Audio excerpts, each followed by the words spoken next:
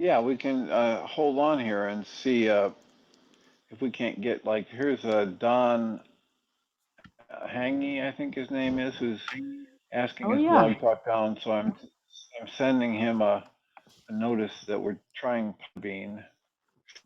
Right. Um, I don't know how many people we've actually had on Podbean before. Do you know, Jeanie? Or maybe Jeanie's not on to talk right now. Um,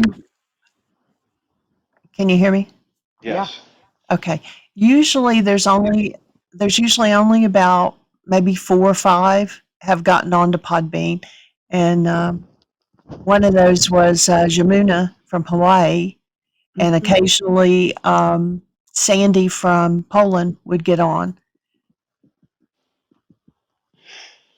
I just sent a message to Doug Bingley. He sometimes messages me when the blog talk is down. I'll send Celinda a note too. She texted me yesterday or day before yesterday. All right. How are you, Susan Bingham? I'm weird. Okay, but weird. Just the whole planet seems so tipped on its edge. And though nothing outside me can make this happen, but life is very strange these days.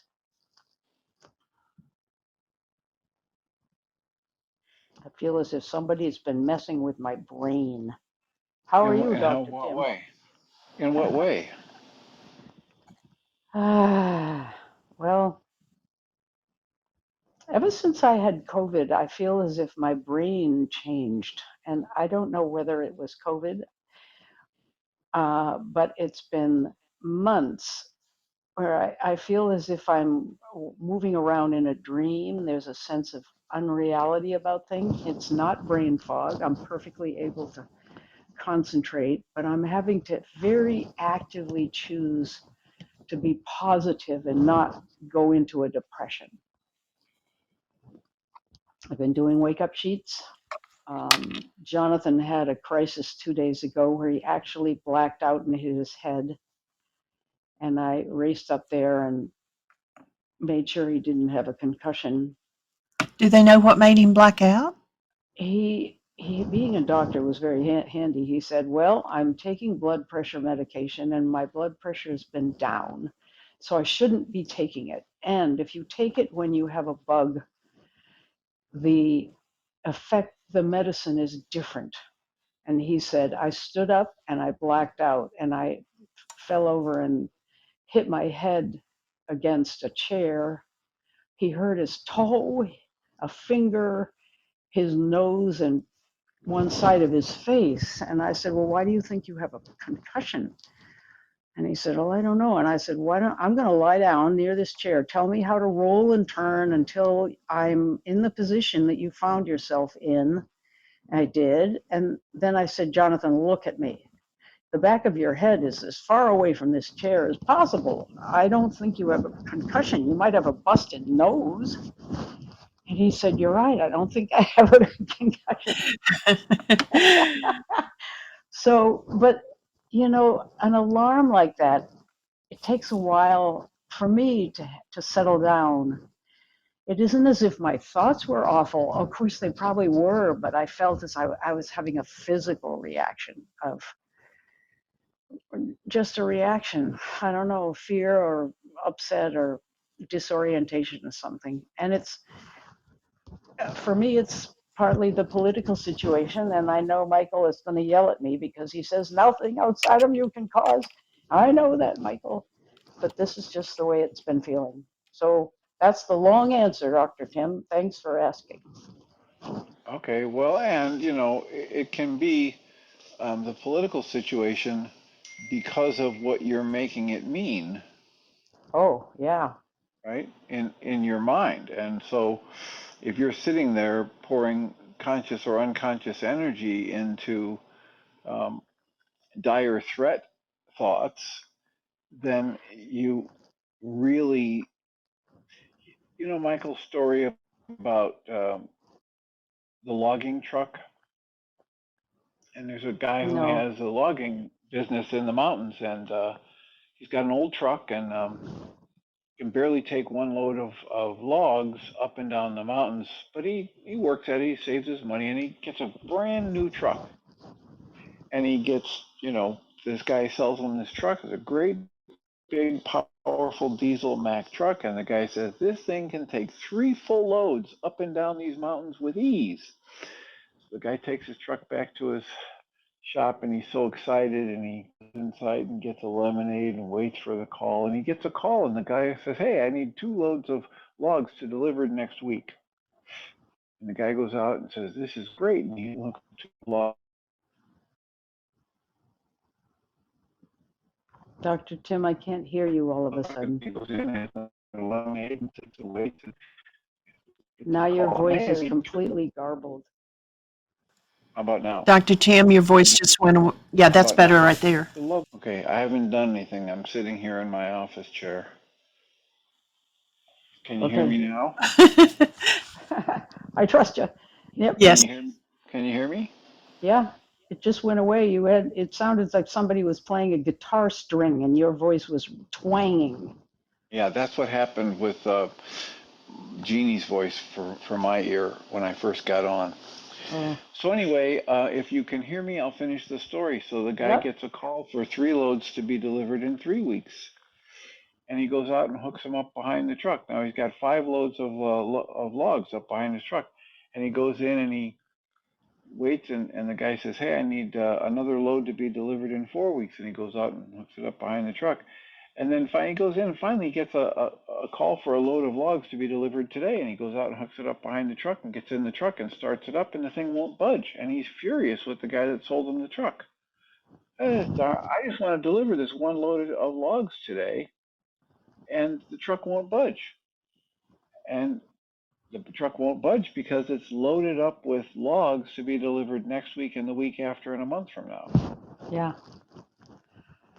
Well, if your mind is generating all kinds of panic and threat and doom and gloom thoughts about the political situation or whatever, then it's going to be hard for you to function in your day-to-day world without distraction, because in the back of your mind you're saying, woe is me, woe are us, and we're all doomed. And so that can easily be what's happening, and that's why doing the breath work, doing the EFT tapping, doing the worksheets is a way to clear and demonstrate yourself, especially if you're doing that programmed relaxation breathing that prompts the parasympathetic response, that rest and digest response.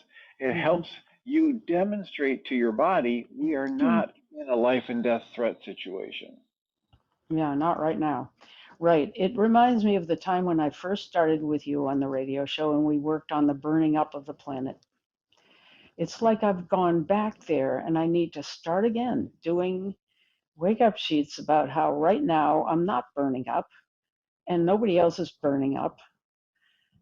And the log thing is a good example. It's a good story, good example. So. Well, and of course, the way to do this is not with your conscious logical mind. The way to do this is to apply the tools. So figure out in the moment, what is it you want to have happen that's not happening? And you can say, well, in this moment, I want to think more clearly. I want to be more awake and alert. I want to be able to be there with a calm, level mood or happy mood. And then you cancel those goals and ask to be shown. And that's when you're giving that fearful part of your mind permission to share with you what it has locked away from you. Mm.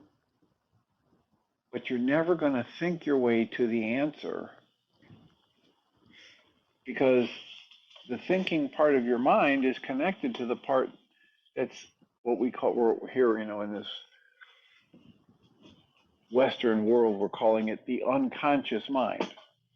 And one of the most practical ways to think about the unconscious mind is it's the part of our consciousness. It's like, Paramahansa Yogananda said, there is no such thing as the unconscious. There's only your consciousness. There's only what you've been through. And some of it you're willing to look at and see, and other parts of it you're not willing to look at and see. Mm-hmm. And so if you're not willing to look at it and see it, that means a part of your own mind energy is busy hiding it from you. And that's why I talk about the fearful part of your mind will block you from being able to be aware of whatever it has decided is too much for you. Yeah. So when you sit and think about it and you try to sort it out and say, oh, this is probably like that thing that happened 5 years ago or 7 years ago or last year, that's okay. That's interesting, but it's not going to resolve it for you. Yeah. Stepping into the use of the tool, figuring out the goal that's awake and aware in the moment, canceling it and asking to be shown, and going through that process over and over again is an actual action that speaks Mm-hmm. more loudly than your words to that fearful Mm-hmm. part of your mind until eventually it gets the message, okay, I think Susan really means it. I think she really wants to know. So I'll share this with her. Mm-hmm. It's funny, years ago when I was in psychotherapy as a 40-year-old, my therapist said to me, I feel as if you come to the edge and you won't go any further. And it's like there's a road that just stops dead, and beyond it, you won't go there. And I feel as if what I was reading, I've been doing these memoir journal, checking all these old journals. And I thought, my gosh, I'm still doing it. What could be there? I mean, dying? That's the most scary thing you could think of at all. And that doesn't make any sense. Okay, but here's the point. It doesn't make logical sense. It Mm-hmm. doesn't have to. It didn't at the time. Here's the issue. When your brain, when your mind, when your consciousness decided that whatever was going on was too much, you were a younger age, let's say 5 years of age. Mm-hmm. And now this conclusion that's driving your behavior or your mind's decision to hide things from you was created in the mind and the awareness of a 5-year-old. Yeah. Now, what's terrifying to a 5-year-old, probably not so terrifying to an 80-year-old, Yeah. You think? right? Yeah. And yet, when it gets activated, that's all there is the worldview and the mindset of the 5-year-old Mm. living from that experience, generating the beliefs about, I can't handle this or I can't handle that. The example I often use is when I was younger, I was terrified of going into a basement if it was dark, Mm-hmm. right? Even though I had been in the basement when it was light, right? I was aware that there weren't any monsters there, etc. But if the light was if the light switch for the basement was down in the basement and you couldn't Yeah. turn it on at the top of the stairs, I could not bring myself to go into that basement. Mm. So if there was a traumatic event that happened at that time, meaning if I downloaded a whole bunch of thoughts and beliefs about lack of safety and dire danger, etc., now I can be 40 years old. And if that memory, that trauma, that mindset gets activated, I can be terrified to go into the basement. Now, I might be able to force myself to do it, but I'll Mm-hmm. be fighting through the terror of the 5-year-old. But if you go back just a few weeks in our archives, there's a point where you came on the show and you said you could hear it in your voice. You said, I've learned it's okay to go have those old memories come forward. Mm-hmm. I remember that. Yeah. That's always the case. And even though it's always the case, the fearful part of my mind still doesn't believe it until it lives through it enough times. Yeah. Each time I tap into or have a resonant frequency from another one of those fearful parts of my mind, I'm reinventing the wheel as far as it's concerned. I'm charging Yeah. into the lion's den again. Yeah. Right. Even though my conscious logical mind says, hey, as a 40-year-old, you shouldn't be afraid to go in the basement. Mm. the fear can still come up. And when it comes up, I have to deal with it. I have to experience it. So consider it in that category, that that's just what's happening. Yeah. And it feels as real to me as a full-fledged adult as it did to me when I was 5 years old or 12 or 14. Mm. And when it gets activated, it is as immobilizing to me as an adult as it was when I was 14 or 5 or 8 or 7, whatever it is.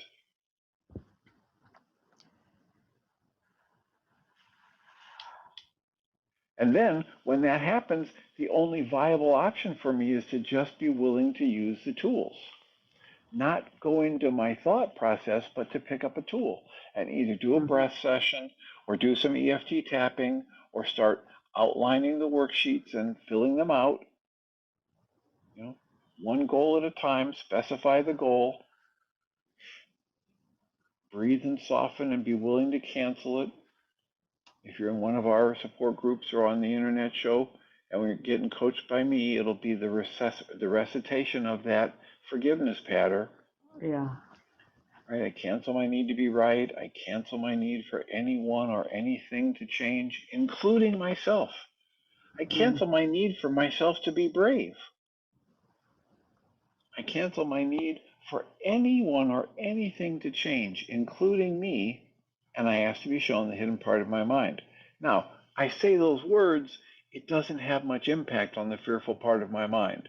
But I get a worksheet out and I write it down and I breathe and tap through the energy and I cancel the goal and recite that forgiveness pattern and I go blank. And then I pull out another worksheet. Now, here's an action.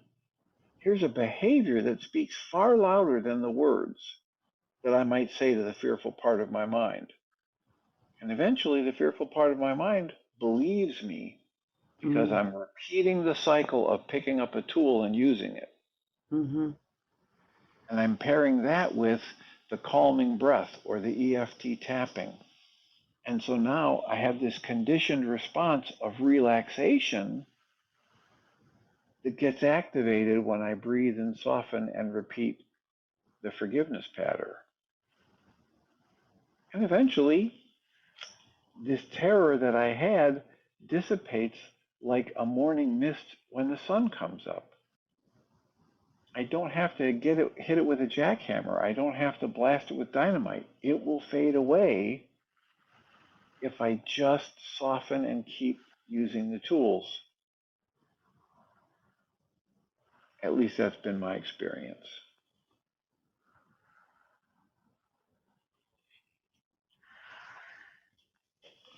That's good. I need to do that on my own. Yeah.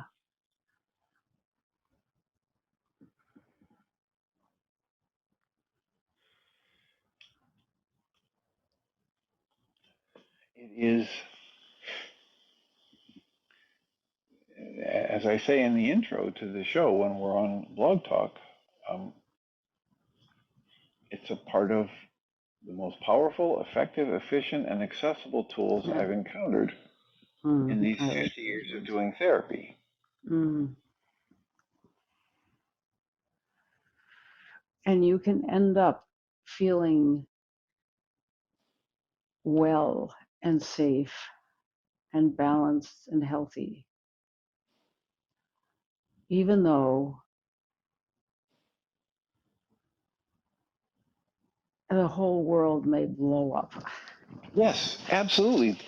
It says that right there in the Way of Mastery. It says this idea, these tools, these set of exercises that Way of Mastery calls us to, is imagine being able to feel this peace that passes all understanding when the building is crumbling around you. Yeah. When you check the bank account and it's empty. Yes. You know, in the middle of or soon after the 7.0 earthquake that just hit Northern California today. In the middle of that or soon after it, you can have that peace.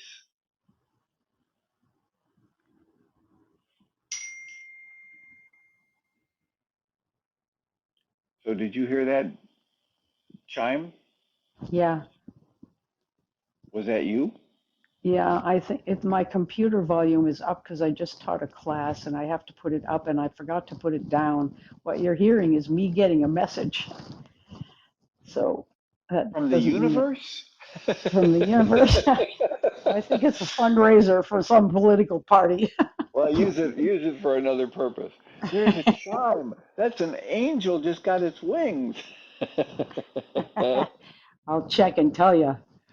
Sign the petition. I won't tell you what the petition's for, but we're getting inundated. I'm sure you are too. Give money and sign the petition to stave off disaster of one sort or another.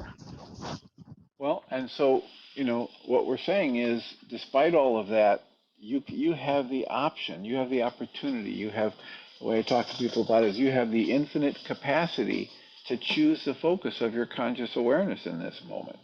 Hmm. And that may not have anything to do with actuality. Well, it doesn't have anything to do with actuality if it generates fear. Good answer. Well, it's the actual thing you can demonstrate, right? If I generate fear, it means I've distanced myself from the flow of life in this moment. Hmm. People say, "Oh, now you're just being ridiculous." You mean to say if a car was barreling towards you, etc.? And I say, no. When a car is barreling towards me, I don't generate fear. I generate action. Right. I move away. Hmm. And people, they Yeah. want to push back on this for me or with me for a lot over the years. Remember, it's been 50 years in this work, but I began as a probation officer, and I've worked in adult jailing facilities, in juvenile halls, in psychiatric Hmm. hospitals, and therapeutic day schools where I was the big, strong guy. They said, "Hey, let us teach you how to intervene in these physically violent, explosive situations in a way where you minimize damage to yourself and others." And Hmm. every single training began with calm down, put your emotions aside, don't take it personally, etc. And then here's the steps you go through. Hmm. And it's like practicing a martial art, right? You Hmm. keep practicing. Here's what you do if somebody takes a swing at you. Here's what you do if you're trying to restrain them. Here's what you do until it becomes this reflexive flow Yeah. that's programmed into the body, which you cannot do if you get emotional first. Yeah.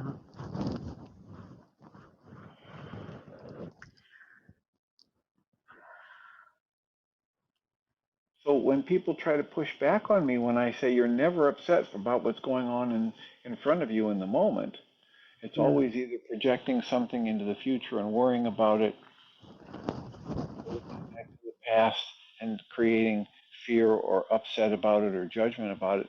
And they say, no, no, no, this is happening right in front of me, and that's where this is coming from. I have lived experience for decades that says that's not the case. And we are training soldiers and first responders to get the emotions put down, put aside, ignored, and step into something that's directly related to taking an action about what their best guess is about the actuality of life in the moment. Well, right now, the world hasn't fallen apart. Right? No one's at your door with a flamethrower trying to burn your house down.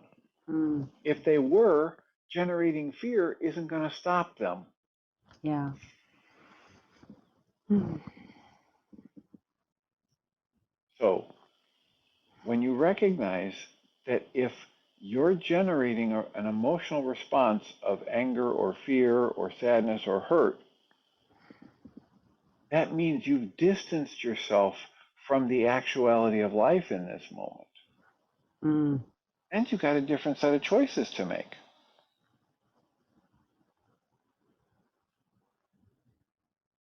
You can sit there and generate the fear and basically hamstring yourself, shackle yourself to inactivity, Hmm. or kind of an activity based on this radical distortion about what's going on that's got almost nothing to do with the actuality of life, and certainly nothing to do with the resources you could bring to bear to protect yourself and others.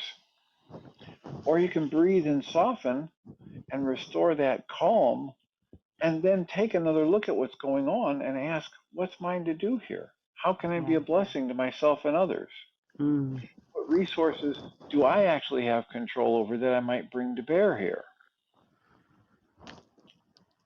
And my life experience has been that when I do that, I highly prefer the effects and the results. Mm.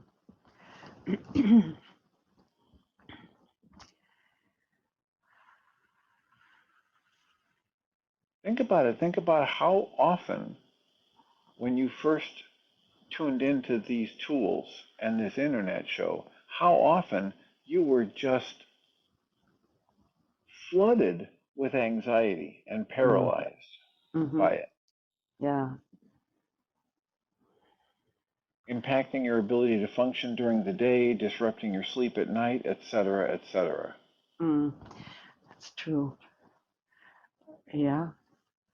I didn't think this would apply. That's how weird it's been.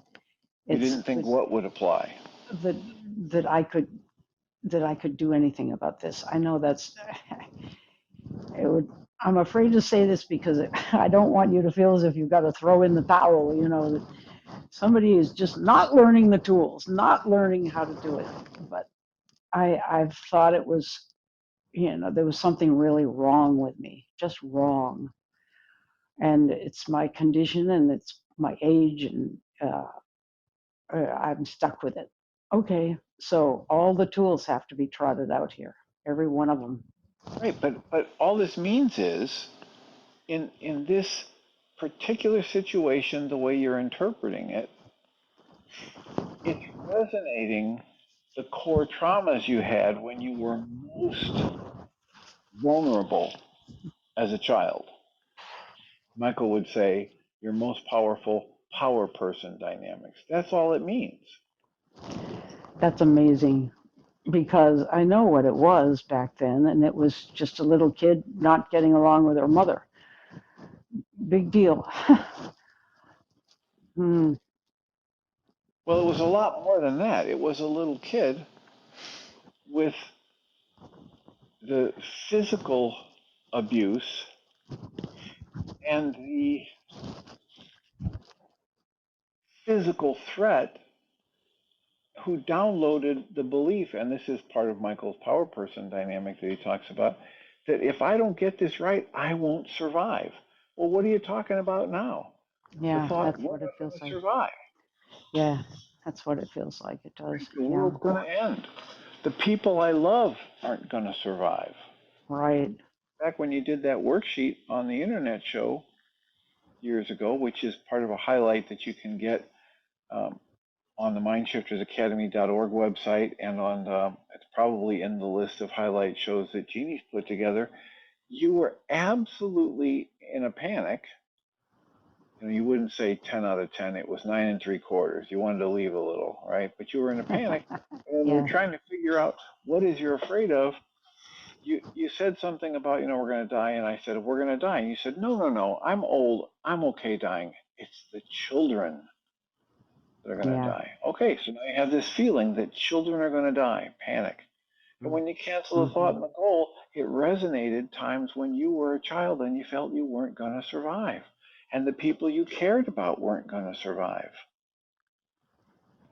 because we were living in the Cold War time and we were taught in school, hey, if you hear the siren or whatever, duck and cover, right? Get under the desk Right. and don't look at the light Yeah. and don't go Mm-hmm. to an interior wall of the building. And Right. That's all. Yeah, that's true. so it's just that getting resonated again. It doesn't mean you're damaged or broken. It just means here are all of these factors. Here are these authority figures. I've got at least 4 people in my caseload right now who are far more traumatized than the average person about who got elected for president, Yeah. Because their parent, either mother and or father, was a bully, was a gaslighter, was, a misogynist, etc. And Mm. that's what they're projecting onto the person who's been elected president. And so it's resonating all of this same kind of panic from their Yeah. childhood. Mm. And so I have all kinds of people that come to. I've got 3 or 4 people that are just thrilled about who got elected president, and I've got 8 or 10 people who are, yeah, that's just weird. I can't figure it out. I never voted for him. I don't want him in office, but it's what it is. And then I've got 3 or 4 people who are just on the verge of falling apart, not because of what's happening in the world today, but because of what they're making it mean and how it's resonating to the traumas of their childhood. Mm. And they're getting thrown back in flashbacks. Some of them are, you know, conscious enough to actually have the flashbacks, and they're having dreams Mm-hmm. of their Yeah. childhood parent dynamic being reenacted. And so they're aware that, oh, this is my old stuff. Yeah. Doesn't make it any easier to deal with right off the bat, but at least Right. it's helping them form a rationalization for not jumping into some lifeboat that they think might help, but actually just using the tools. You know what, Dr. Tim? Is I feel as if I don't have time to use the tools. It feels like such an emergency that I can't take the time to use the tools. It's too dangerous. I've got to run hard and fast. I've been doing everything in my life twice as fast to get away from something. You just made me realize that, so that's very helpful. Yeah, and the most important thing to do there is slow down. Yeah, Because what are slow you running way from? down. Yeah, what are you running from? And what is your running accomplishing? Yeah, right. Next to Getting nothing. spooked. Yeah, Right. it's getting me ramped up to the point where I'm not functioning well. I Yeah, just flashed on remembering Mary Baker Eddy, who was the head of right. the church. Christian Science. They put together this Christian Science church around her, and Mm-hmm. so she said, okay, if you're going to work for me, you've got to do your meditation. I don't know whether it was 1 or 2 hours a day, but your meditation and prayer every day. Mm-hmm. And one of these very successful business people that was helping her run that little empire they had going, including, the Christian Science Monitor, which was one of the world's most respected newspapers at one time. Right. He came to her and he said, I'm just burned out. I have going to have to, I hate to leave you in the lurch when you're trying to, rebuild the church and whatever, but. And she said, "Oh, I understand. If it's too much for you, you can stop." But she said, "I just have a recommendation for you before you do that." He said, "What's that?" She said, "Just double your prayer and meditation time each day." Right. He Right. said, "Come on, don't you understand? I just told you there's not enough time in the day to do everything." She said, "I Yeah. hear you. Yeah. I'll be happy to accept your resignation if that's what's best for you." Well, the end of the story is he tried it and he doubled his meditation time and prayer time, and he did not need to quit. Yeah. That makes sense. Well, I would offer you the same observation. Mm. If you're racing around, if you're trying to do everything twice as fast as normal, and you're feeling burned out, Mm.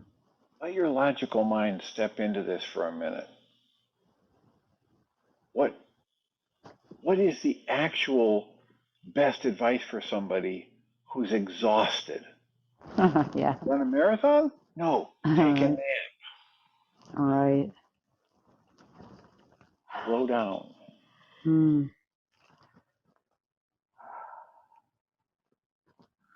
And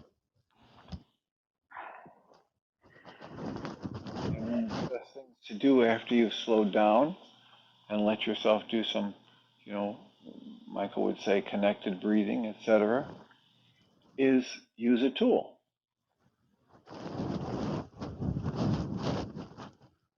just a next step, just to watch what happens, and use Yeah. the tool with this wide open childlike curiosity. I wonder what'll happen if I use Mm. this tool, if I cancel my goals. Not, I'm going to cancel my goals so I feel better.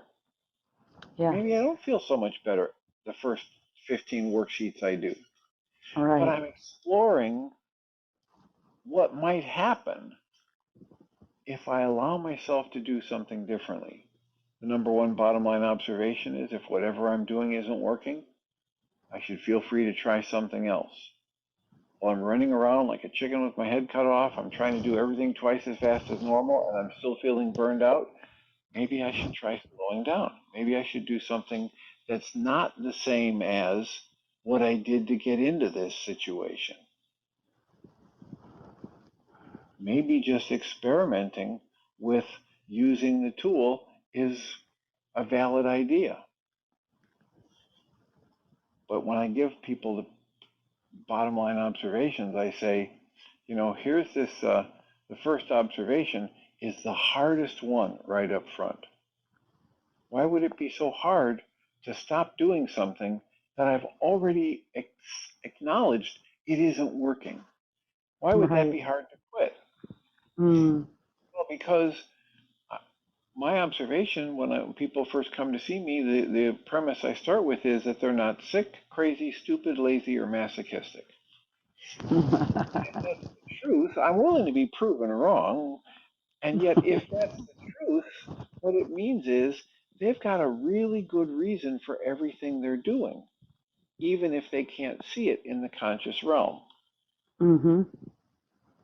And that's why it's so difficult for most of us to stop doing what we're doing.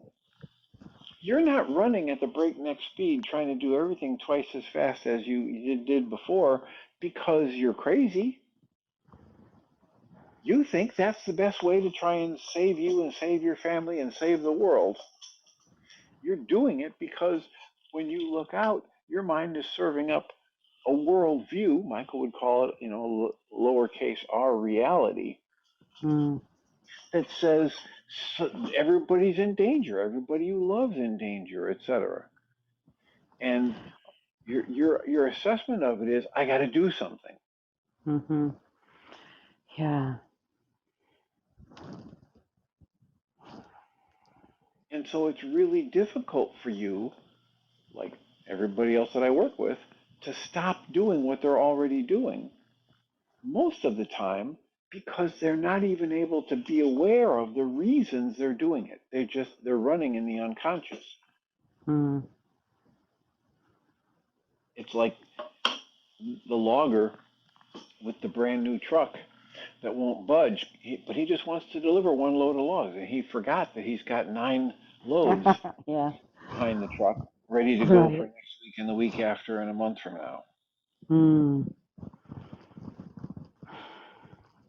So you've got a bunch of goals running, and they were generated by your reality, not the actuality.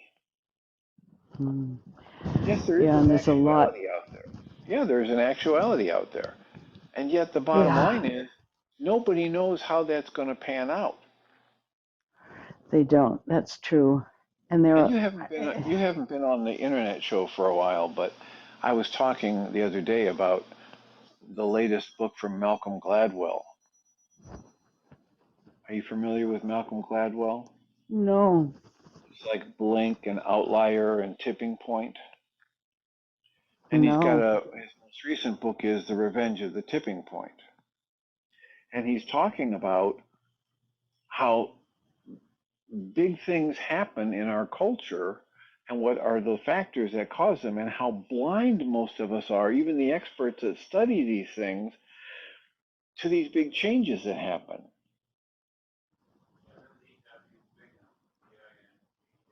So we've got big changes that have happened in our lifetime that the experts predicted weren't going to happen for 20 or 40 or 50 or more years, and yet they happened already. Yeah. What would one of those be? Gay marriage is one of the examples he uses. Oh yeah. Oh. When the gay marriage got solidified in our culture, the experts who'd been striving for it were watching state after state set up constitutional things that say marriage is between a man and a woman. So they were losing ground at a breakneck pace. Mm-hmm.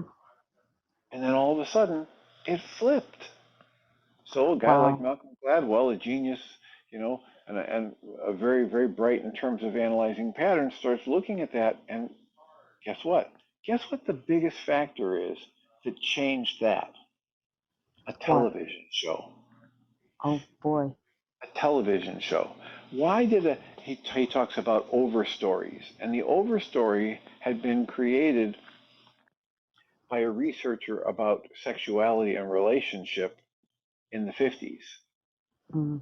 maybe the 40s, but somewhere in there, maybe the 60s. But he had published this report, and in this big book about sexuality and relationships and all of that, the very little bit that was devoted to homosexuality, this quote expert close quote said, was all about how homosexual people are incapable of committed relationship. And that was an expert saying it, and it became, a big, big, big success book. And this guy was on talk show after talk show on TV when there were only 3 networks. So when he got on TV, he was in front of millions of people. It's not like today where everything is fragmented. Yeah. So here was this global opinion, this overstory that Malcolm calls it, where everybody in the culture, whether they're consciously thinking of it or not, has the feeling that, yeah, no, gay people are not capable of committed long-term relationship. And that was what was driving all of the laws that got passed and all of the negative thoughts about the prejudices against gay people, etc. And then Yeah. here comes the TV show Will and Grace, and it violated every one of the unspoken rules about how you portray gay people. Prior to that, gay people were always an outlier. They were always an individual. They were never depicted in relationship. They were never depicted in successful, ordinary jobs, et cetera, et cetera. And here comes this television show. Millions of people watched it. It might have been one of those shows where in the finale, 100 million people watched. Wow. And not too long after that, it flipped. Mm. The narrative, the overstory that was so negative and limiting changed. And all the experts that were activists and trying to drive for, gay marriage and everything, they were absolutely beside themselves thinking, now that we've lost this and now that state after state is passing these amendments to their constitution, et cetera, it's going to be 25 or 30 or 40 years before we get gay marriage. Mm. And within 10 years, it was a done deal Wow. because the story changed.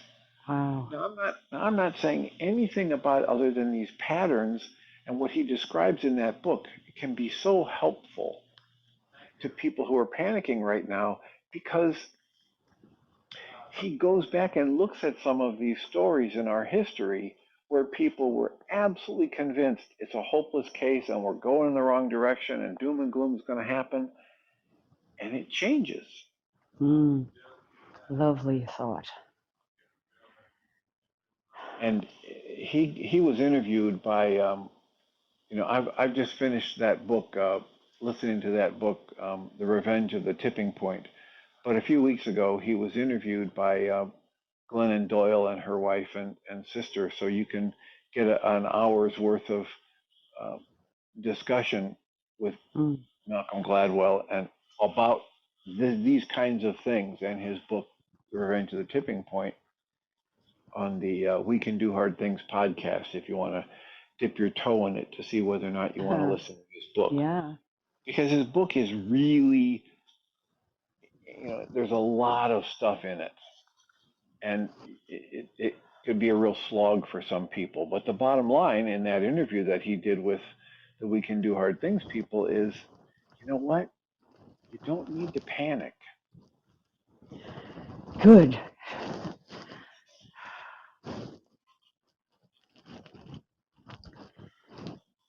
And, I was blessed to grow up in a family where, whether my parents ever said it or not, I came away from my experience in that family with this thought running in my head. Whenever something really important is going on, this is way too important to panic about. Oh boy. Take a breath, calm down, do the Sylvia Boorstein thing, put my hand over my heart space. Timmy, sweetheart, you're in pain. Take a few deep breaths, get calm, then we'll look at what's going on, then we'll decide what to do. But panic is not anything useful to do in any situation I've ever been in, especially those that are really important. Mm. Oh, this has been so good, Dr. Tim. Thank you so much. So practice this idea that you can rewire your brain. Michael Rice has this other thing he talks about with word links. And Mm-hmm. if I have a thing in my head that says, when I start to have tightness in my body and my breath is coming and I've been thinking about some topic on the outside, that means this is dangerous and I need to, go twice as fast and get stuff done. I I can change that connection. Mm. I was working with a young man yesterday and we came up with a different word link for him. He has a thing in his life. He was born into a family with a lot of money. And now he's 30 years old and he actually looks at his privilege and generates disgust and depression. And so yesterday we were creating a word link for him, and I Mm-hmm. encouraged him to write these words down. I had him say it a few times in the session, and then I had him write it on a piece of paper that he would agree to put on his bathroom mirror and his refrigerator in his apartment, because he has this connection to the fact that he has been raised with privilege, and it means shame and disgust. Mm-hmm. And so I created this word link with him that would be, my privilege is a wonderful gift and a powerful tool. Mm. And had him write that on a piece of paper, and hopefully he'll put it on his bathroom mirror and read it multiple times a day, and on the kitchen, in the kitchen on the refrigerator, and read it multiple times a day, so he can start to reprogram the Yeah. way his thoughts about his privilege generate conclusions and emotions within his body. You could do the same thing. I'd love to do the same thing. My thoughts of panic can be reprogrammed. My physical, visceral sensations of tightness or tension or fear can be reprogrammed, so that this is way too important to panic about. Take a breath and calm down. Slow down to 1/4 speed instead of increasing to double speed. And you can reprogram your auto response in just that way. By choosing to take that calming breath, by choosing to do some EFT tapping, by choosing to do some journaling or a worksheet, every time you start to feel the panic, you can rewire the way you auto respond to these things. Mm. I'm gonna have to think about what words would be, because I love what you said about him, that his privilege and wealth is a tremendous asset and Are you advantage. And there? I'm here. Can you hear me? Yeah, my I'm here. phone. See, this is one of the issues with Podbean. Can you hear me? Yeah, I can hear Okay, you. I'm on my cell phone, and if anybody Now calls, it you're twanging again. Now you're doing your, so I can't hear you now. just try to I'm sorry, I lost you, Dr. Tim. I can just hear try. twanging. You're just twanging. I can't hear him either, Susan. Oh, and I can hear you really loudly. Okay. I'll What turn a my life. volume down a little. Oh, well, Dr. Tim just gave me an hour of the best of the best Yeah, of the it best. sounded like it was really good. It was. I feel as if I might be okay. Oh, man. How many times do I have to be hauled off the edge of the cliff?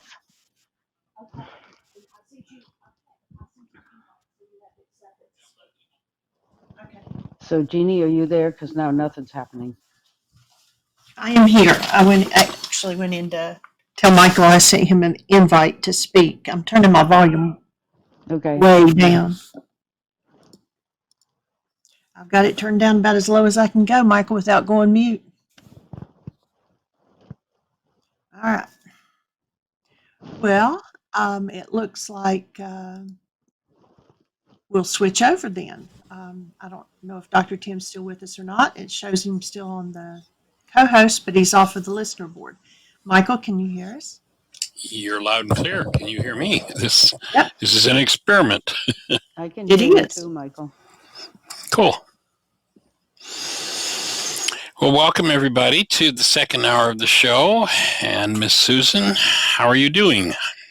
I just caught the tail end of your conversation with Tim. It sounded like his phone, maybe somebody called into it or something, and that creates a block where he can't hear and Right. disappeared. But I won't go into. I've been just brought from the edge of the cliff by.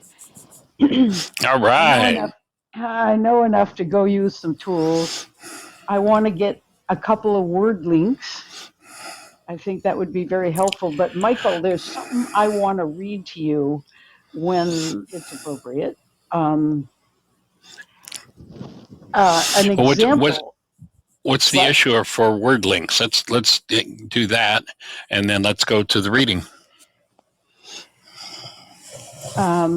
I have been in panic mode, but know enough not to panic because I use tools, but I haven't been using them effectively. And I've harbored this thought in my mind that things are too bad for the tools to actually work anymore.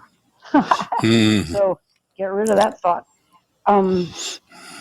But Dr. Tim was saying, he had something that he learned as a child, that if there's a situation that appears to be rather dire, he would say to himself, this situation is too dire to panic over. Like it reversed. It's like taking the plug out.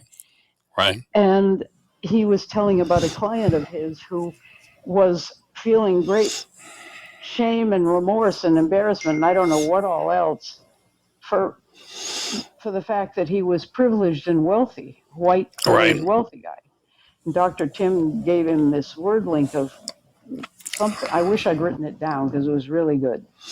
Wealth and privilege are great tools and can be used to great advantage in the world, or something like that. Yes. So I'm going to have to think about a word link to start shifting my negative thought processes, which are not helpful.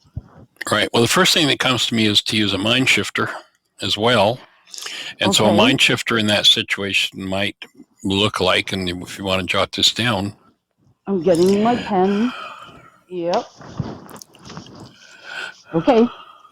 The more dire the crisis seems to be,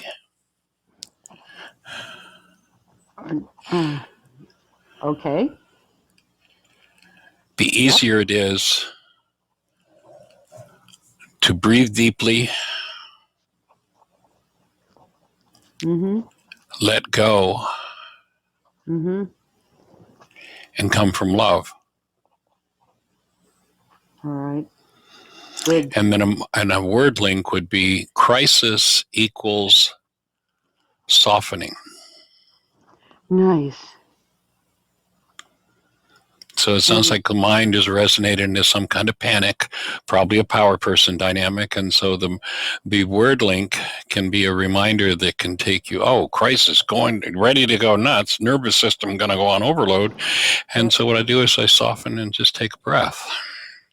So that becomes a clue, that becomes a signal in your mind to do that. And then the mind shifter will support you processing through. Remember, using the mind shifter, spend an hour, 2, 3, if it's something really big, 3, 4 hours, and just write that mind shifter and write every response that comes up. And then once you complete that time period, then just sit down and look at everything that surfaces, everything, as you write the mind shifter, you'll drop deeper and deeper and deeper and deeper into your own unconscious dynamics.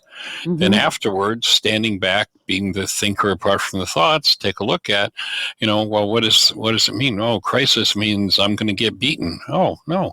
Crisis means Tim is here to support my husband. Tim is here to support me and nurture me. So, to bring the shift to everything that turns the nervous system into that kind of panic and crisis mode. And then, of course, whatever you uncover in that mind shifter writing, then there's your worksheet work. There's your forgiveness work. Yeah. Good. And it's literally cleaning out the nervous system of 1,000 generations. And it's, you only really get to the deeper, more traumatic parts when you've got the skill, when you've got the vitality, when you've built the strength to do it. And so that's the process of doing it. Actually, that comes into one of the, if we get to them, one of the things we'll talk about from the Book of Thomas today. Oh, good. Synchronicity. So is that mind shifter and that word link? They're good. Work? Yep. I got them down. Thank you. Cool. And then you were going to read something. I've been going through old journals. This is 1983. This is a demonstration of how man and wife can come together because they have matching bags of garbage and yet turn out to be one another's healers. Right. This is a dream. I say 1983, long before I was on the radio show. Right, right. Long time. So dream. Long before we were on the radio show. I know, but here it is. It's so cool. Tim was mentally ill. They blindfolded him and put him in my care. He stayed for many months, not knowing it was I who had been assigned to care for him. He got well, was released from his blindfold, and saw that it was I. I was the one who had cared for him all that time. Then I got sick. They blindfolded me and gave me into someone's hands to be cared for. I didn't know who the person was, but grew to love him deeply. When the blindfold was finally removed, I saw it was Tim, who had been at my side the whole time, and I loved him. I felt this love all day and into the evening. Sweet. Isn't that the coolest What an thing? awesome dream. Yeah. Yeah. I mean, that's the whole objective. You've heard me say before, the same relationship that can send us to hell, i.e., that resonates all of our pain and trauma and unresolved generational patterns. If we do exactly what your dream demonstrated doing, the very same relationship takes you to heaven. Yep. Metaphorically. So, what a nice gift that was. Isn't that fun? I've got tingle. My body's just tingling. My legs are like beyond tingling. They're vibrating with that whole thought. Good. So thank you for that, sharing that. That's awesome. Oh, you're welcome. Thanks. What a sweet gift. Yeah. Well, these journals have been an amazing thing, but they've also been, it's like stirring up the silt at the bottom of the well. It's a mind shifter. It is. It's a huge exercise, and I am loving it. And I have to deal with the part of me that thinks I ought to be composing music like mad, because I'm not doing it. I'm doing this. Too Sounds bad. like you're doing what's really important in your work, and it's interesting the synchronicity, because that's also another principle in the Book of Thomas, and the reading we're going to do today is that people become engaged in the outer world, and that particular saying from Yeshua is why are you cleaning the outside of the cup? It's the inside Hmm. to be done. So it sounds like you're really doing your real purpose and your real work, and you've heard me say before too that keep every reality management forgiveness worksheet that you do, put them in a binder, and go back every year or two, and there'll be a whole new set of gifts there. And it Wow. sounds like you're receiving those gifts from those early years of doing your work, and probably all those years of doing the work you did do, and the journaling, the work that you did, is one of the things that allowed you to have the brain cells to hear what's being offered here through this work. Might be. So, and that ties to those who have it will be given. Well, all right. Well, carry on. Dr. Tim spent the whole hour helping me come out of my slough of despond, and I feel very hopeful, even not having done a damn thing. I haven't done any wake up sheets or mind shifters or tapping or anything. We just talked, but it was good. Well, remember the definition we have of processing. Processing is the capacity to keep love conscious, active, and present when something less than love is moving in you. And so what I hear you saying is Dr. Tim became the conscious, active, present love that supported you processing through everything you've been stirring up by looking in these journals, and that you arrive at the place of connecting to that same place of love, so you're able to process yourself. And of course, that will lead to the skill of being able to process and support everyone around you, which leads me to a question that I had in my mind this morning as I was wondering how Jonathan was doing. Oh, he had well, I texted Jeanie, I think, All about right. this. He fainted, to his great surprise, and hurt himself, but he's much better. He actually fell in such a way that it caused a lot of muscle wrench, but he didn't break anything and he didn't have a concussion. And it was because he's on a blood pressure med that he should have gone off of, and he didn't realize how important that was till he got a small bug. And having a bug, it's like a flu bug. He doesn't Right. have a fever. He's okay, but he says, I shouldn't have been taking this with this bug because it magnifies the effect of the blood pressure med, and it explains why I fainted. At first, though, he just called and he was like a little kid. He said, I fainted. I don't know what to do, and can you come up? So mother goes, 80-year-old mother comes running up the hill. So 51-year-old son. I mean, do we ever change? Anyway, so Well, I it got him. sounds like he maybe was processing some pretty deep stuff, and maybe there's a deeper layer of what's going on there than what appears in the external. It's true. And you know what his plan is? It's nothing I would ever have thought of, but he has his sailboat. You've heard about that. He's got Yes. a cousin who's about 10 years senior to him, whose father committed suicide when he was 10 years old. And this was a beloved brother-in-law, someone we all just adored, who was depressed but not letting anyone know how bad it was for him, and really offed himself. And from 10 years old, this little boy has had to deal in his mind with what that means.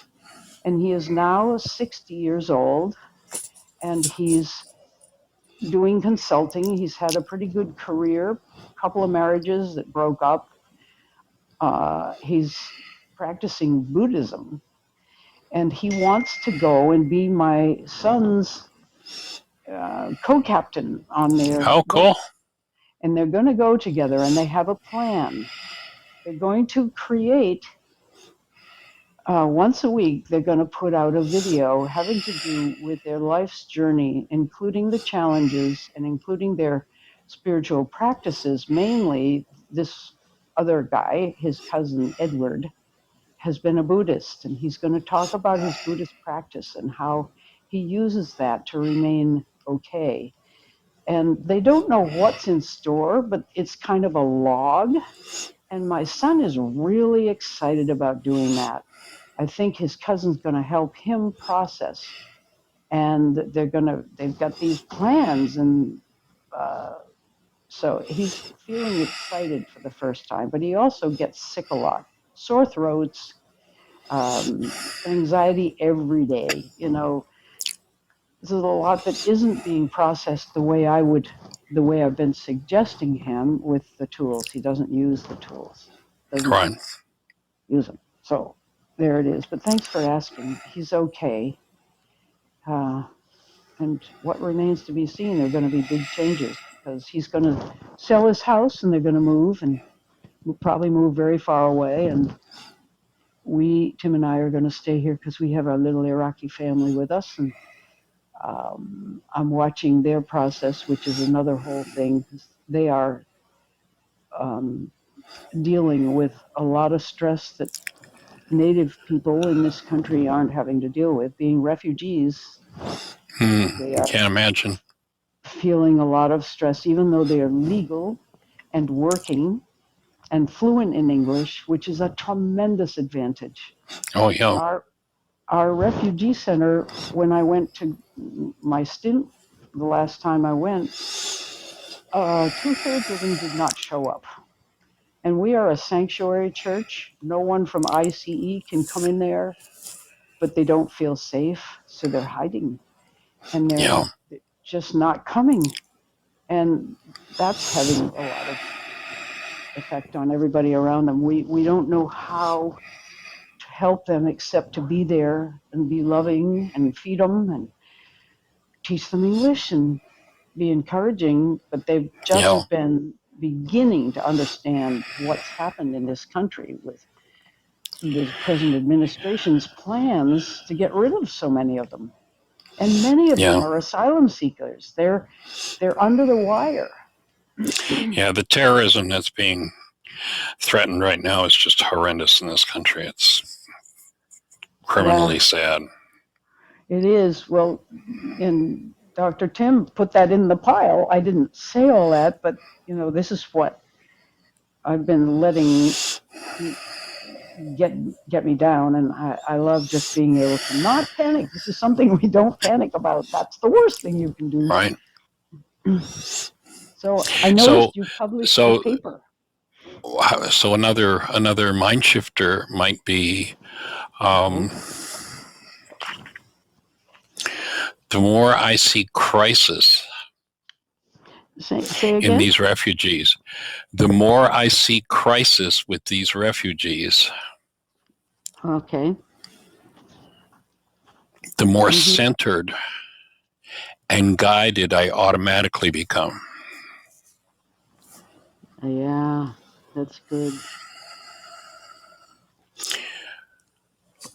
And that's going to serve you in overcoming the unresolved crisis dynamics of your power person. Yeah, I see from that. your early life, because that's what you're probably dealing with the refugees. Well, that's what Dr. Tim was telling me. It makes sense. Yeah, of course. Duh. So holding your space and joining you and being able to allow all of those energetic patterns to come up and to bring them to the presence of love for healing. And remember that you have this, what once was an unknown person that turned out to be Tim, your spouse, there to support your healing. And he's still there supporting you. I know he is.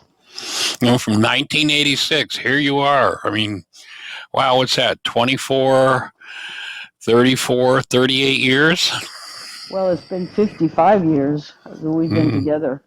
The dream was in there somewhere, in 1986. 38 years, that's pretty good. If you've been together 50 and at the 12-year point in your relationship, you shifted into that level of caring and support with each other, that's pretty powerful. A lot of people never get that. I couldn't believe that dream. Yeah. So holding the space for those power person dynamics to be alleviated, and that you become the space of active present love for healing throughout our country and throughout our world, all of these dynamics that become externalized and taken out on other people by those who are unconscious. Yeah. It could be a good thing that's happening. It's being brought out so that we can say, no, we don't want this. This is not what we choose. Exactly. So remember in 2016, remember the first show after that election, and we pointed out that this man may be the biggest gift to America if Americans will look and recognize that he's showing us our darkest underbelly. And if we take responsibility and clean out our own underbelly, then it's going to lead to transformation. Mm-hmm. In spite of what he does. Yeah. Right. May it be so. May it be so. Holding the space. Yeah. Well, any other thoughts for you today? Well, I wanted to say I noticed you published your paper. It's an ongoing process. Yeah. Well, thanks for letting me take part in that. I really got into it. My inner copy editor was very engaged. Cool. Awesome. Well, I have a couple of other pieces of the puzzle I'll pass along to you as the time unfolds. Okay. You start looking at where this Supreme Court idea of, now we have a king who, no matter what he does, cannot be held accountable. That's another interesting, that whole dynamic, what's going on there. But that's a conversation for another day. Right. Like the way you say it's interesting. It's interesting. Yes, it's interesting. All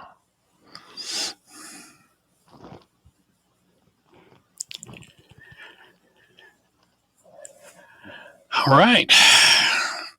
Well, then I'm going to move into actually an arena, Susan, or a metaphor from your world of music. So that was where I was planning on starting out today. And, the metaphor being, imagine that that you go to the symphony and you get to the symphony early. You're sitting in the audience and you hear no music, though you're sitting in front of this awesome orchestra. What do you hear? A cacophony of sounds as this one's tuning theirs and that one's tuning theirs and this one's tuning theirs and that one and this one. And it's like, this is, whoa, what a noise. Yeah. And yet this is a whole symphony. What's missing? And what's missing is the conductor that's going to bring these different instruments into coherence to produce an awesome piece of music. Yeah. And when if we listen to Einstein, where Einstein says this statement I've used so often, on such things as matter, we've been all wrong. What we've heretofore called matter is energy whose vibrations have been so low as to be perceptible to the senses. There is no matter, Einstein says. We can take that metaphor and that statement from Einstein and recognize that applies to our own physiology, our own nervous systems, our own minds, and our own state of being. That literally every organ, every cell is like an instrument in that symphony. And if it's just running on its own, it's this horrific cacophony of sounds that who wants to listen to it? And that's the person that's in pain and trauma and turmoil and has a nervous system that's so stressed that they can hardly stand living. And there are two conductors using this metaphor for our own physiology, our own human lives, there are two possible conductors for this symphony. One is the self, if we relate it to Yeshua. Remember, Yeshua says, in order for you to live, you've got to die. And if we translated that into this metaphor, we would hear Yeshua saying, in order for you, created essence of love, being, to become the orchestra leader of your own physiology, you have to come into awareness and conduct this orchestra consciously. And that means that any incoherent energy that's in you is going to have to be removed. And that's called forgiveness. If you don't wake up to that self and bring that self into expression, and that letter that you shared with us, or that dream that you shared with us, of how you and Tim were able to harmonize and be support for each other in strengthening that part of yourselves within your relationship. To me, that's the whole bottom line and purpose of relationship. That when that happens, this disjointed, incoherent self, this self that, maybe, in Eastern medicines, for instance, they say the liver is about anger. So if one has generational patterns of unresolved anger, and that anger stored in the liver, then the liver, which in our metaphor might be the bass drum, is diseased. And it comes up with all this anger, and it wants to conduct a symphony.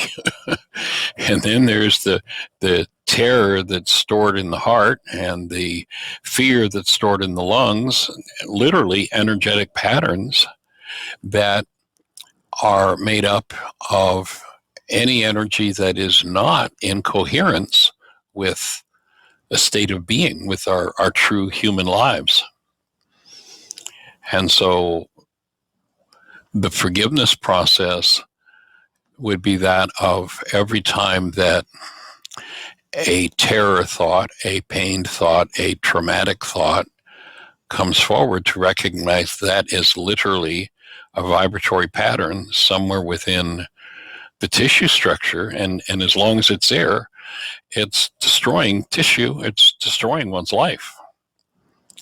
So we could take an old saying of Yeshua, and we could change it just with one word and say, the wages of incoherence is death.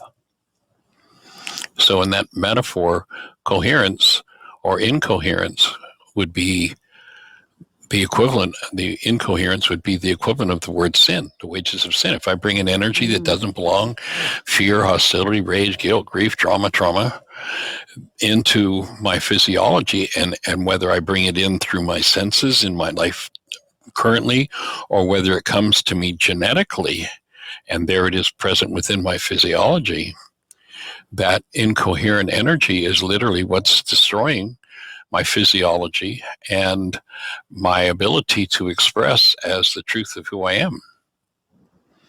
And so this work inside of that metaphor, as I see it, and I was actually listening to a presentation and reminded of that statement from Einstein about energy and matter, and recognizing that our own physiology is it is a symphony, it is the universe, and every incoherent energy has to be faced and removed. And sometimes those incoherent energies generationally have been put in with such trauma, with such pain, that when they resonate, it's like a screech that takes over the symphony, and like, this can never be resolved.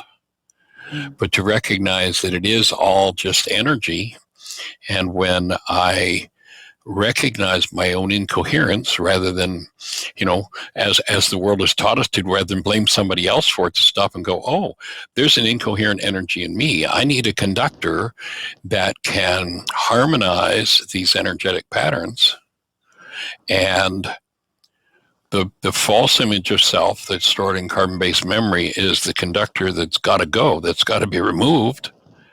The self that was given messages of inadequacy, pain, and trauma, and then to strengthen and bring forward the second or the one that's designed to be the primary conductor, but in most people's lives it's a secondary, the one Yeshua said could come alive in us, that part based in love, our created essence that we're designed to live from. And so putting that into that form, for me, opened another level of, oh yeah, this is just life where we live, and it's just the work to be done. And that the objective of this radio show, of this whole body of work, is to strengthen the true being, the true self, the conductor that's supposed to run the show, and weakening the false, the fake, the self that represents nothing but trauma and turmoil. And to think in terms of coherence and coherent and incoherent energy. What supports the life of the system is that which is based in love, and what tends to destroy life in the system is that which is based in hostility and fear. And if generations upon generations upon generations, I think about the refugees you're talking about, and it's hard to fathom how, one, the kind of terrors and traumas that so many of those folks have been through, and then to come here and have the kinds of threats being done. It's hard to fathom just how somebody in that situation makes it. Certainly arouses great compassion in me. Yeah, both the boys. Am I still audible? Oh, you're loud and clear. Yeah. Okay, and I don't really, if I wanted to mute myself, I don't know how to do it on Podbean. Do I just tap my name and the color goes away? I guess you'd have to try. I really don't know. I don't want to hang up, but anyway, well, what I'll just say is both of the boys and the mother all have GI problems. They have reflux and they have irritable bowel symptoms. They have to be careful how much they eat and what they eat. And, I think I'm assuming it's just trauma coming out in their bodies that way. Right. So they're all just wonderful people, but they are all, especially the mother, talk about not being able to stop moving. She is a high achiever. And to get her to, I'm washing more dishes and doing more stuff just to protect her from doing it all for Tim and me and her own family. So, anyway, it's just a close range. What a gift to give. No, close range to see this.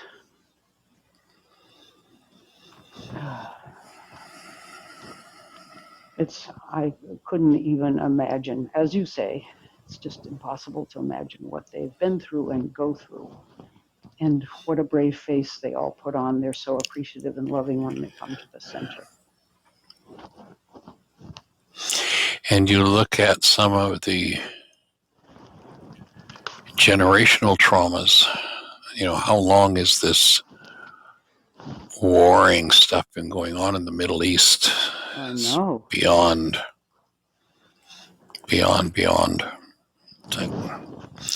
Time for it to be done. Yeah. They lost their house, and the mother is an amazing person, as I keep saying. She said to me, we had nowhere to go. We had 3 weeks left in our house, and then we would be losing everything and out on the street. And this big calm came over me. She said, I felt as if God would take care of me. And then I called her up and said, why don't you move in with us?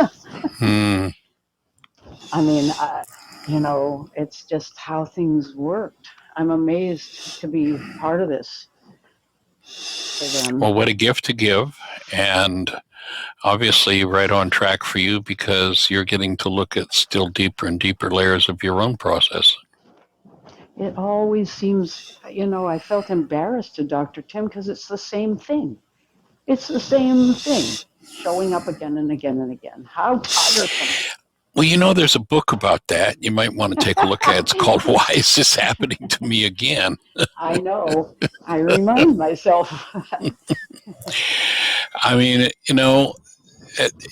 it boggles my mind over and over and over again that if people are in stress, in crisis, and there's something that somebody's doing to them, and I ask the question, how did it, or something that they want to do to someone else, and I ask the question, how did it feel when your power person did that to you? Yeah. Bingo, healing opens up. Mm-hmm. Because this power person dynamic runs the whole world. And it's that incoherent energy that's been passed from generation to generation. And, it needs to be opened. It needs to be looked at and piece by piece brought to a space of healing. And that means, for most people, 1,000 thought disorders, 1,000 incoherent thoughts that need to be faced, and dynamics that need to be forgiven.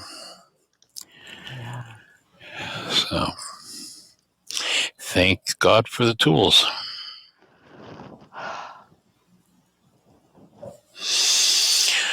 Awesome. Any other thoughts for you before I head into the book of Thomas?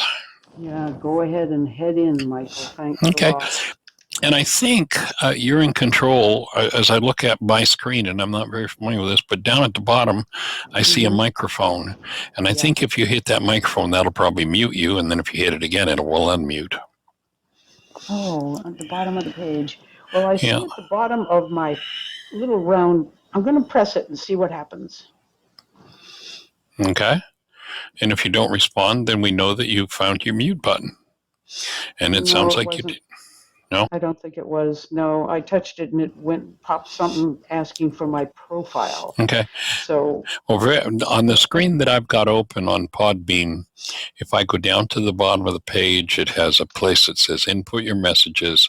It has a little bubble with a star in it, and then it has a microphone. Oh. If I hit that microphone button. I'll try it. Okay. And then if I hit it again, it unmutes. That's it. It does. It mutes me. Okay. And then I came back. Got it. That's it. Okay. Awesome. All right. So you can jump back in anytime you choose to. Great. All right. Blessings. Well, I'm going to jump into the readings that we've been doing from the Gospel of Thomas. And we're up to saying 88. And it's interesting, these sayings are becoming more and more esoteric, more, you look at it with the intellectual mind and the mind goes, well, what does that mean? Where do we go with that? But it's purported to be the secret teachings of Yeshua, and it presumes that you've got the brain cells to be able to look at something from a perspective other than, the external world, the rules and regulations that the authorities have set up. It assumes that you've got the brain cells for the inner world, and that's what we want to develop and strengthen. So, saying 88, Yeshua says, the angels come to you and the prophets, and they shall give you what belongs to you. It's like, how does that make any sense? They'll give you what belongs to you, and you also give what is in your hands, and say to yourselves, on what day do they come and take what is theirs? It seems pretty convoluted, but if you have the brain cells from the Aramaic, in Aramaic, the word angel means a messenger of truth or thoughts from the Creator. So what I hear Yeshua saying with this particular statement is if you're available to listen, that is, you're not caught up in the external world. If you're tapped into truth and being, which is your birthright, and that's what he's referring to, that's what belongs to you. And if you've been caught in the external world, then what belongs to you has been hidden from you, your true nature. You know, if we bought into the self that's brainwashed into us by a world of hostility and fear and rage and guilt and blame and drama and trauma, then what really belongs to us, few people possess. It's been lost. And, you know, the truth of being, the active presence of love, is caught up in this cacophony of incoherent energy, rage and guilt and fear and blame. So he's saying that there are energetic patterns, if you're available to them, that will strengthen or resonate in you, your true self, and what belongs to you, you'll be given. And so in that sense, the truth of who you are will be strengthened. And, you know, very much like the saying in the Course in Miracles, when you are healed, you're never healed alone.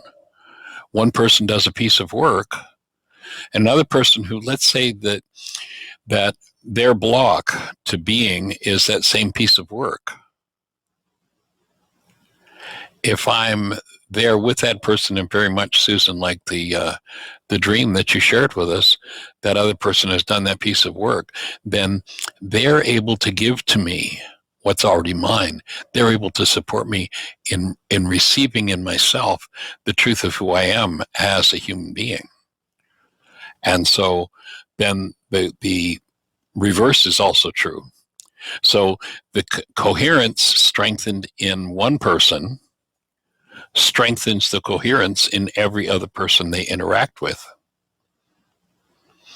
You'll remember the statement from the scriptures, to those who have it will be given. To those who have not,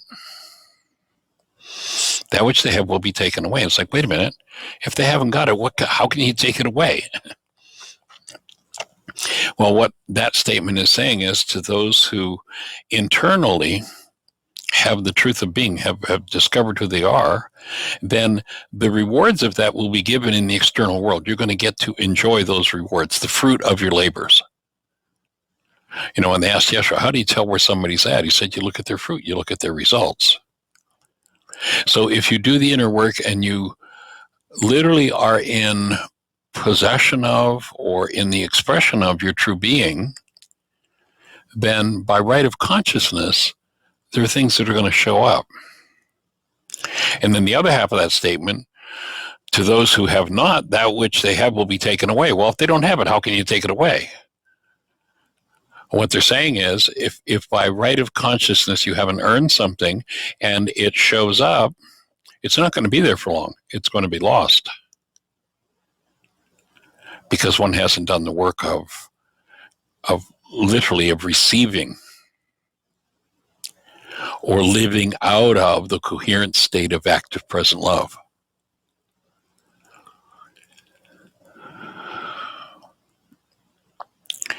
So once again, the angels come to you and the prophets, and they shall give you what belongs to you.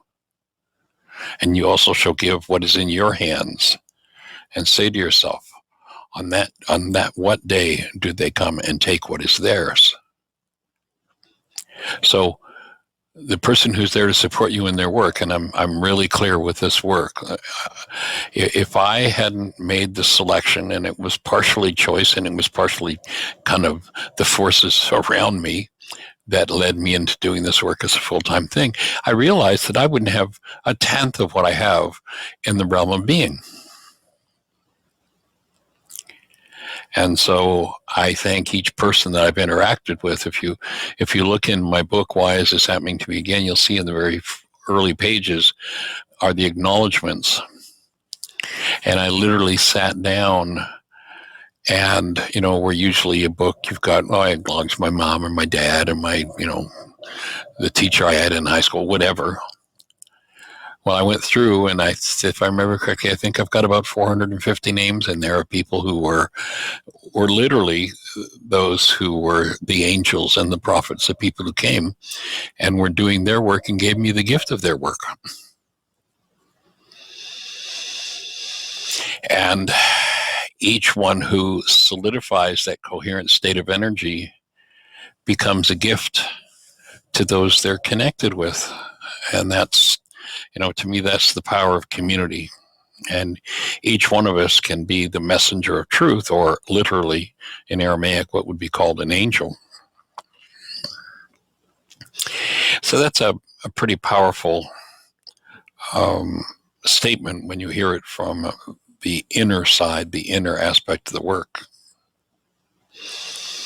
And then saying 89. Yeshua says, "Why do you wash the outside of the cup? Do you not understand that he who made the inside is also he who made the outside?"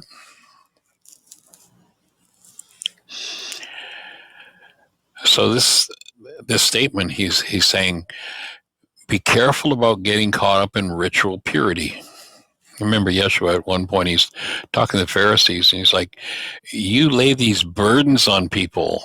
They have to do this, and they have to do that, and everything has to be perfect, but you won't lay one finger on that work. You burden people with this ritual purity game. And the objective of this work, right from day one, and day one goes all the way back to the beginning of all of it, the objective is to live your human life, love, to live from being, and to produce an eternal life that will be reflected.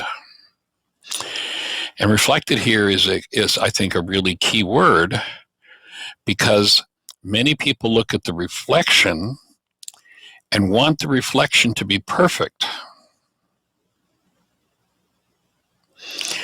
That is, they keep washing the outside of the cup. Ooh, the reflection's not wash the outside of the cup, but they're working in the effect world instead of doing the work at cause. What Yeshua came was to show people how to do the work on the cause level.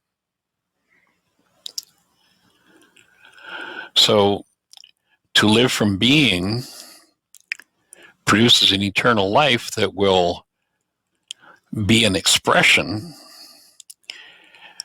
where, when the intellect and the mind gets a hold of it, and that would be representative of the Pharisee, the whole focus is on, well, did you do everything perfectly today? Like a fake appearance, so it looks like you're perfect and you've done your work? Or do you do the actual inner work of offloading everything?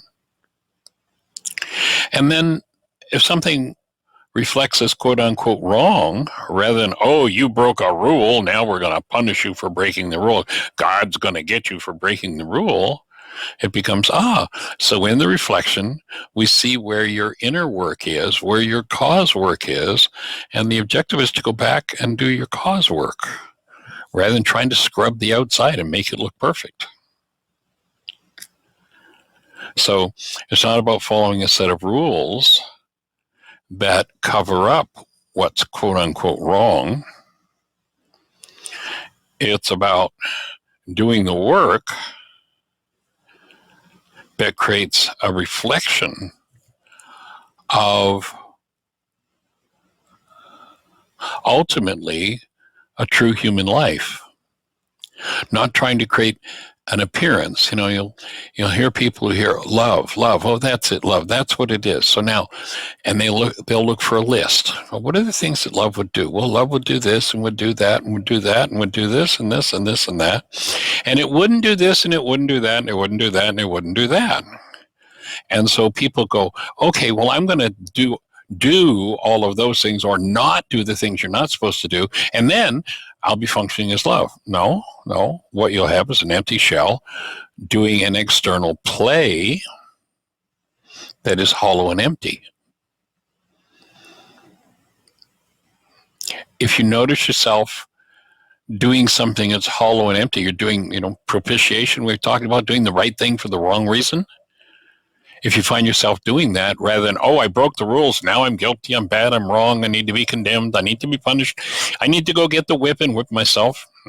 And there's still people in the world today that are doing that kind of stuff because they broke the rules. And they're trying to cover up cause where Yeshua is saying, no, no, no. We don't want to follow a set of rules so it looks like we've got the presence of love. We want to do the actual work of achieving, functioning as the presence of love. And where there is failure, use that as feedback to do your work rather than the whole pharisaical game of pointing the finger and look what you did wrong and being burdened by the wrong.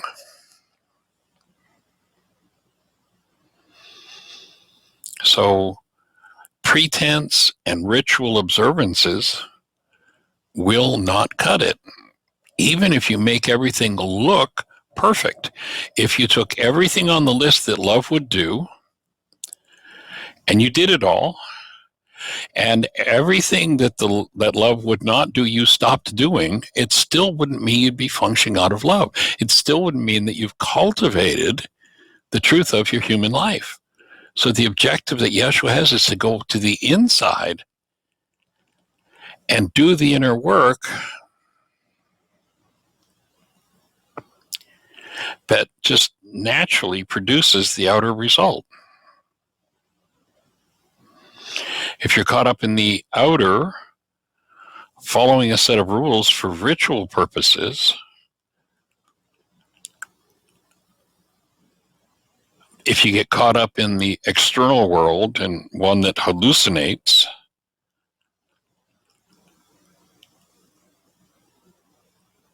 a healed state where a healed state does not exist, then you want to step back in and do the inner work and bring an awareness and healing to the inner world. So once again, if we read that statement, why do you wash the outside of the cup? Do you not understand that he who made the inside is also he who made the outside? And he's leading people into doing this inner work rather than creating a world of external appearances. So it becomes the real thing, not just the appearance of the real thing. So rather than a set of external rules, and so often when there's this set of external rules and the objective of the rule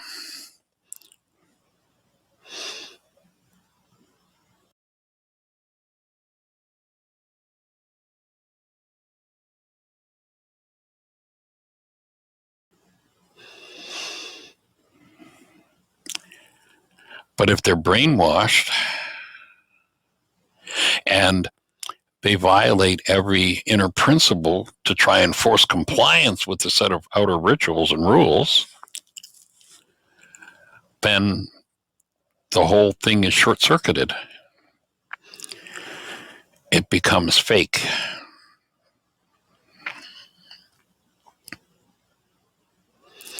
So in that pharisaical sense, the quote-unquote law becomes the rule of a superior, or there's a superior that says, we have to do this.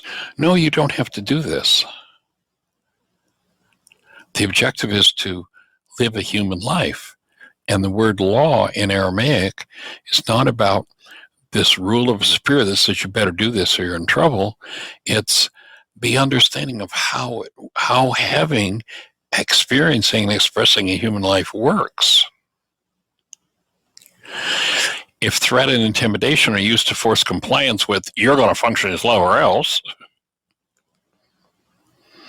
the threat and intimidation itself are a violation of the real law and destroy the whole purpose of it. Destroy the whole ability to live from the presence of love.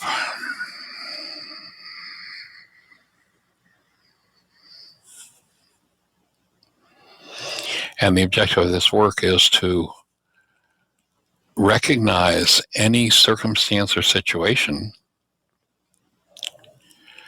where I lose my connection to the truth of who I am as love, and I do the work required to remove the incoherent energy that covers over or obliterates the experience of myself as who I am. The power person comes in with a stick and obliterates love in order to say, see, you're going to do it right. And they're trying to create an effect with a tool that's the opposite of the effect they're trying to create.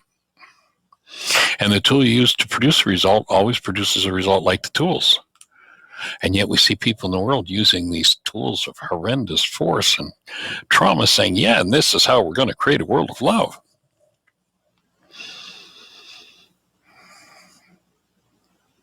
And Yeshua is pointing to, it's about stepping into the inner world and the truth of who we are as human beings. So I'm going to just we're down to the last minute or two without time to step into the next saying. So I'm just going to invite everybody to take a deep breath with us. And as you breathe,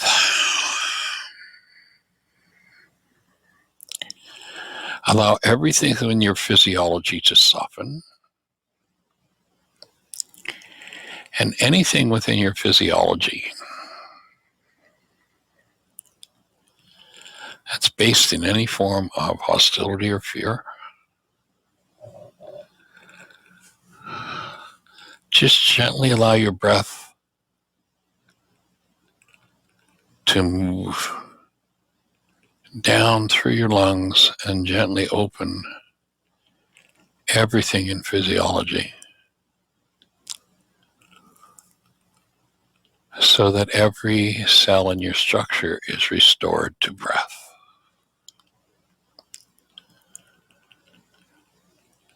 Remember, the breath in Aramaic was called Ruku Tukucha. She, a feminine elemental force that undoes the effects of our errors and teaches us the truth.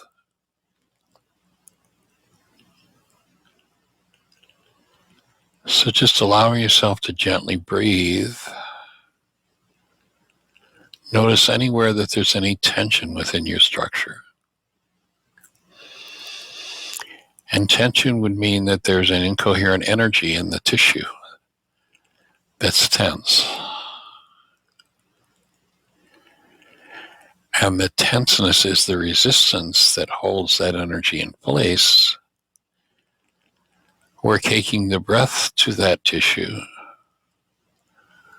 allowing it to soften and open, allows access to any incoherent energy stored in your structure.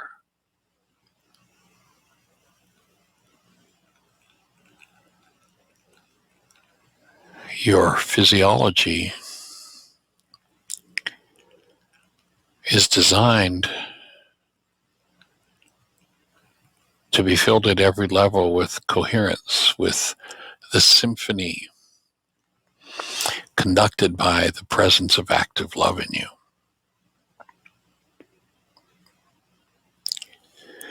Any other frequency, literally any other energy pattern than the active presence of love is simply what's there to be forgiven. And just allow the true presence of love that you are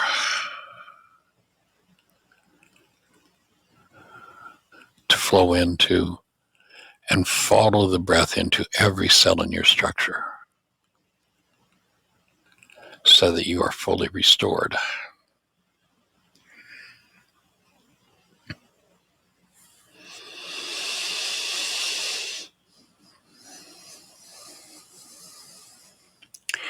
Breathing with you. Thank you for joining us. Create the best year yet of your eternal life. It is an awesome gift to give the world. Blessings. Thank you.